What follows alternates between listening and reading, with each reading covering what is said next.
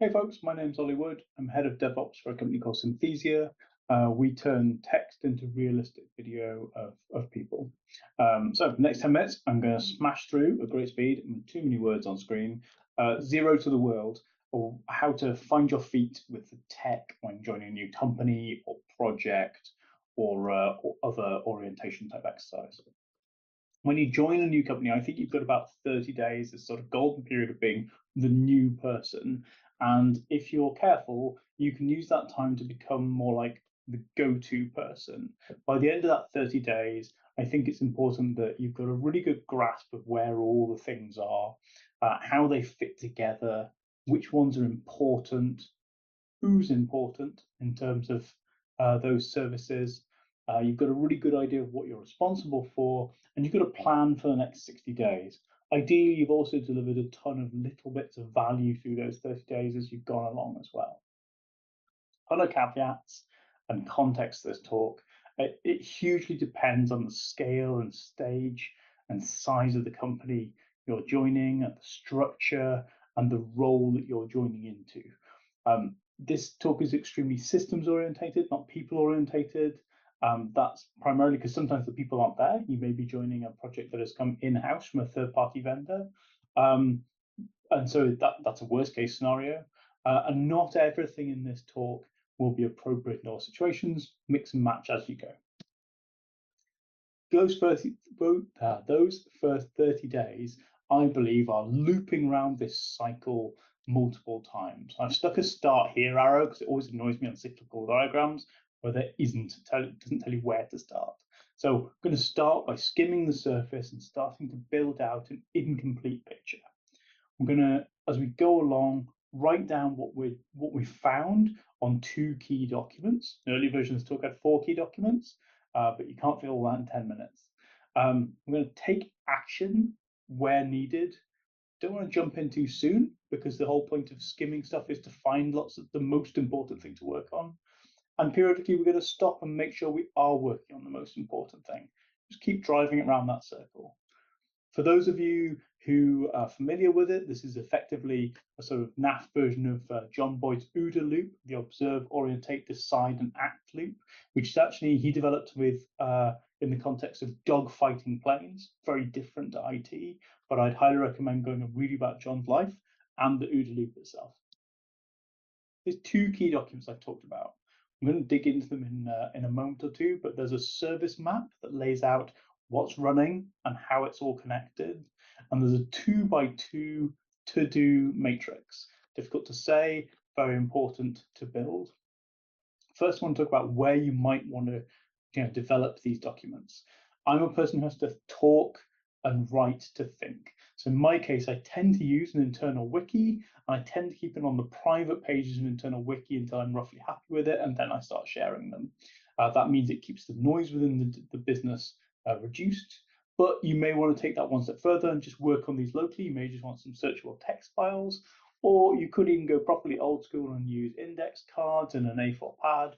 I'm actually a big fan, especially in the first couple of days, of just having a big stack of index cards I can scribble stuff on, move them around on my desk, and throw some away when I need to.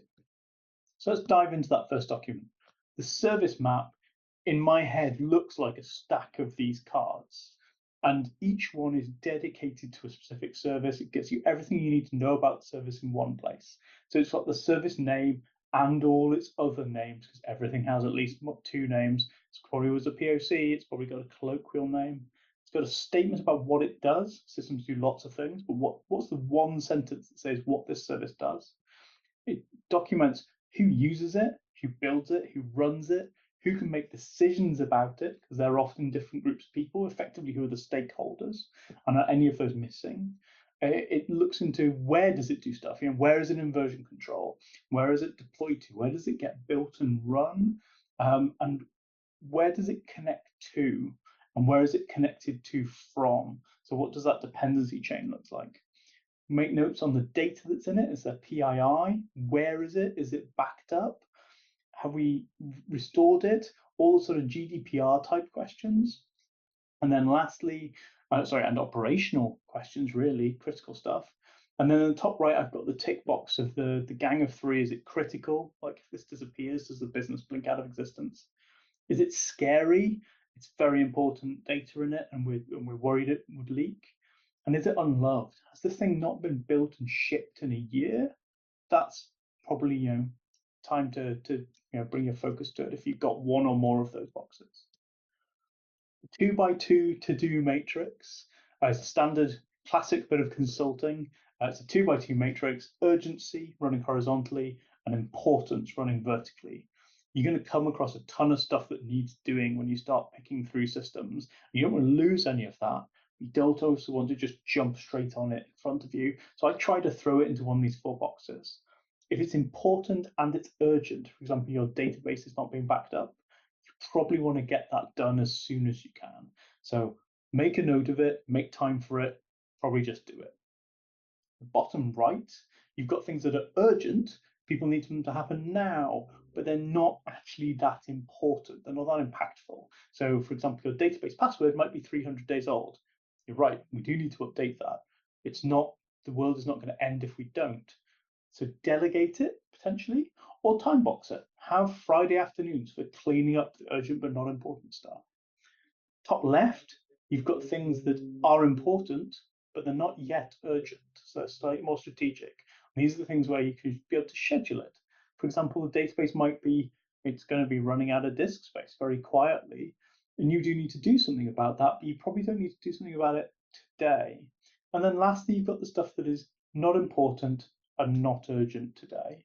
And these need monitoring. Don't want to be forgotten because they tend to have a habit of creeping up and creeping right. But you can very much ignore them for most of the time unless they start to move. Ideally, you want to spend a lot of your time in that top left and bottom right corners to stop things ending up in the critical box in the top right. So how do you get started building things out? I think it's important to remember you don't need to go build everything from the ground up. You don't need to reinvent the wheel. You can skim the documentation, you can skim the code, you can do a bit of archaeology in the chat tools, go search for service names when you find them. You can start building out that service map. And once you've kind of got a feeling about it, you can go and actually use up other people's time, start talking to teams because you're not having to say, tell me everything about your world. There are two mechanisms for building out your knowledge of the world. You can do so synchronously with talking to teams. I'm going to talk about that in a minute, but you can do a ton of stuff asynchronously. I use the website crt.sh or search.sh to find all the subdomains, find all the bits of the business. I use dig to dig into those DNS entries and figure out which ones are actually the same thing. Go and skim log files and secrets. And if I've got an AWS read-only account, I go and poke around in it, poke around in the account, poke around in the cluster. Spend a little bit of time reading the code and also reading other people's docs. You don't need to rely on other people to build this stuff out for you. If you're going to go and talk to an engineering team who build the product, go gently. You've not been hired to document the business. You need to be conscious of their time and their pressures. It's well worth keeping your ears open for ways you could immediately make their world better. So skim their area and then choose where to dig. I like to frame conversation with engineering teams along the lines of, I don't need to get into the very fine detail of everything in your area, but it's really useful if you mention all the names of things and roughly what they are, so that if I run across them in the future, I've got a clue. Go talk to customer service teams and support teams and sales teams. These groups of people have very, very different views of what's important about your product. It'll uncover a ton of things like third-party integrations and CRM tools and affiliate marketing JavaScript. It's also an excellent chance to build long-term relationships with people who the ops bit of your business might involve talking to. The guy in the picture is my friend John. He was a brilliant customer support person in my last job.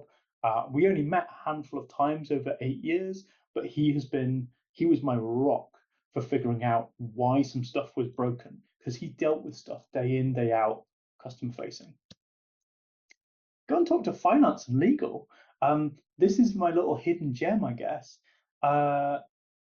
Everything in a business at some point has to get paid for, and a lot of it's got contracts. And so if you start gently chatting with the finance team and the legal team, You will uncover AWS accounts that have been created on people's personal credit cards. You'll find SaaS tooling that's just running out of somebody's Gmail account.